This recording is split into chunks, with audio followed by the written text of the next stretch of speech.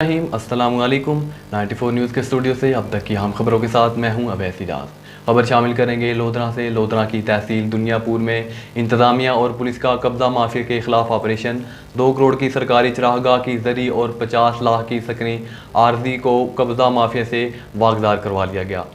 पुख्ता मकानात और दुकानें गिरा दी गईं। तफसीलात जानेंगे हमारे नुमाइंदे मुजम्मिल हुसैन से।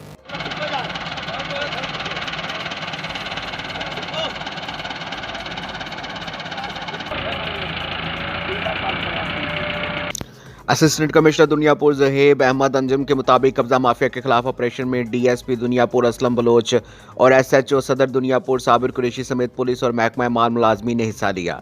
ऑपरेशन के दौरान सरकारी मुलाजमीन चरागाह के लिए वक्फ 2 करोड़ मालियत का 110 कनाल रकबा नाजायज़ काबजीन से वापस ले लिया गया है। चक 12M में 50 लाख मालियत की सकनी आरजी को भी वागजार करवा लिया गया है। पुख्ता इमारतें मसमार कर दी गई हैं। हमें रिपोर्ट कर रहे थे हमारे नुमाइंदे मुजम्मिल हुसैन उजागर।